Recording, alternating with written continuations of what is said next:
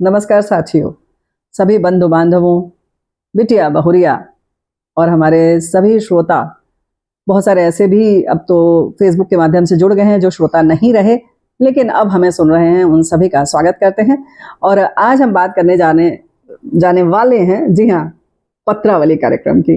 लेकिन उससे पहले बता दें कि जैसा कि हमने प्रश्न किया था कि सबसे पहला कार्यक्रम हमने कौन सा प्रस्तुत किया था, वो था पत्रावली विविध भारती में। तो चलिए आज पत्रावली की बात करते हैं कि किस तरह से छटाई होती थी। तो बहुत अधिक संख्या में पत्र आते हैं और आपको हम विश्वास दिलाएं कि किस तरह से बाकी जगह तो डाक आती है ना, आप घर में रहते हैं तो जो है पोस्ट ऑफिस आपके पास पत्र भेजता है, लेकिन हमारे यहाँ इतनी अधिक संख्या होती है कि हमारे यहाँ से यानी कि विविध भारती से एक व्यक्ति जाते हैं और वो पेटी में लेकर आते हैं। और एक छोटा सा कमरा था, छोटा सा तो नहीं, ठीक ठाक था, लेकिन चूंकि इतने ज़्यादा वहाँ पत्र भरे रहते थे कि वो छोटा लगने लगता था। तो ढेर सारे पत्र आते हैं।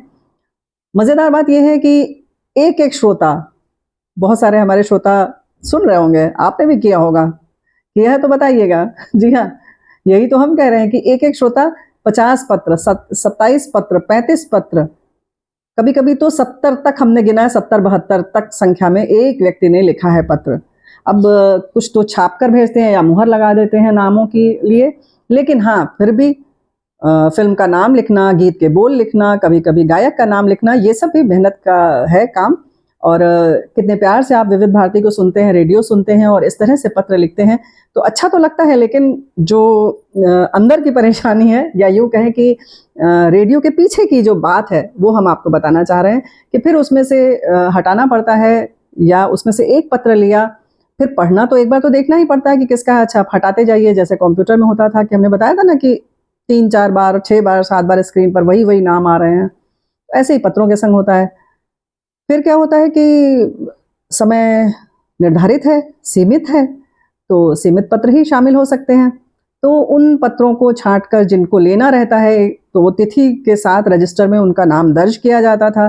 तो या तो उसकी फोटोकॉपी निकाली जाती थी, 4 पत्र एक संग रखा पोस्ट कार्ड और उसकी लगा के और रजिस्टर में चिपका दिया जाता था, क्योंकि रिकॉर्ड होना चाहिए। तो कभी भी कोई भी सवाल पूछा जा सकता है, उच्च अधिकारी भी पूछ सकते हैं।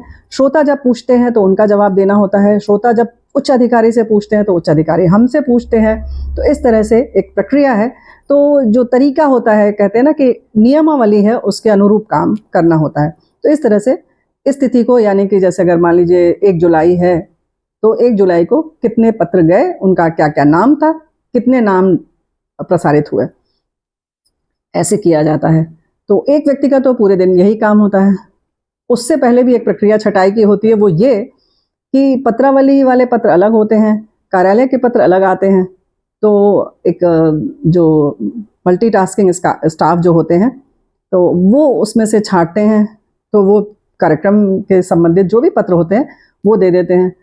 तो उसके बारे में बाद में बात करेंगे, लेकिन अभी आपको एक बड़ी मज़ेदार बात ये बता दें कि एक बार ऐसे ही कार्यक्रम प्रसारित हुआ पत्रावली, और ड्यूटी रूम में एक फ़ोन आया हमारे पुरुष भाई, और उन्होंने कहा कि, बंधु ने कहा कि ये नाम कैसे चला गया, किसी महिला का नाम। तो हमने कहा क्यों, क्या हो गया? तो उन्होंने कहा ये मेरी श्रीमती जी का नाम है और ये बाकी श्रोता मेरी श्रीमती जी का नाम क्यों डाल रहे हैं इसमें, पत्रावली हो या किसी फरमाइशी कार्यक्रम हो। तो हमने कहा देखिए ये तो हमें नहीं पता, हमें लिख कर आया है तो हम तो प्रसारित कर देते हैं, और हमें ये लगता है कि ठीक है, सबका अगर सरनेम भी अलग अलग है तो हो सकता है कि बेटी हो, मौसी हो, बुआ हो, अलग अलग हो सकता है ना, या मित्र भी हो सकते हैं। तो बहुत नाराज़ हुए। तो ऐसी स्थिति में समझ में नहीं आता कि क्या किया जाए। कोई प्रामाणिकता नहीं है। आप लोग बड़े प्यार से पत्र लिखते हैं, उतने ही स्नेह से हम उसे प्रयास करते हैं कि कार्यक्रम में उसको शामिल करें। पत्रावली भाई पत्र का ही कार्यक्रम है तो पत्र तो हम शामिल करेंगे ही। तो इस तरीके की भी बातें होती हैं, अलग अलग तरह से लोग नाराज़ होते हैं। कुछ लोग तो पूरा डेटा रखते थे, पूरा विवरण, कि 1 महीने में, इस महीने में इस कार्यक्रम में किस व्यक्ति का 13 बार नाम गया, इस महीने में इस व्यक्ति का नाम 12 बार गया, मेरा सिर्फ 10 बार गया। और बहुत नाराज़गी, मतलब आप ये विश्वास नहीं करेंगे, 15-15 पन्ने का उनका पत्र आता था, पढ़ना पड़ता था। कभी कभी उच्च अधिकारी को लिखते थे तो उसका जवाब देना पड़ता था कि सर ऐसा नहीं है, और है तो कैसे क्या करें हम लोग। तो ऐसी ऐसी संकट की स्थिति होती है, इसको धर्म संकट कह सकते हैं, कि समझ में नहीं आता ये किया जाए, ये किया जाए, कैसे सबको या आप लोगों को खुश किया जाए। भाई यही तो हम कह रहे हैं, कार्यक्रम की गुणवत्ता तो इसी से है कि आप प्रसन्न रहें, लेकिन कुछ लोग तो नाराज़ हो ही जाते हैं। ये तो वर्ड फेमस है ना कि आप कितनी भी कोशिश कर लें, प्रयास रहता है, लेकिन ये थोड़ा संभव नहीं होता है।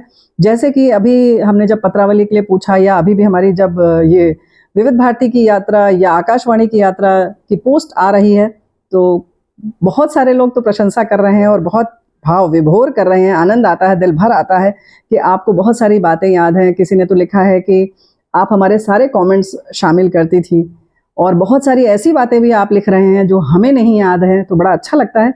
लेकिन वहीं नाराज़गी का भी कमेंट आता है, जैसे कि किसी बुज़ुर्ग के बारे में हमने जब लिखा कि समाज में ऐसी स्थापना हो कि बड़े बुज़ुर्गों का हम ध्यान रखें, वो वृद्धाश्रम में न जाएँ, तो पता नहीं उन्होंने क्यों लिख दिया कि विविध भारती में जब आप थीं तब आपके विचार कहाँ थे। तो समझ में नहीं आ रहा है कि इसका क्या आशय है।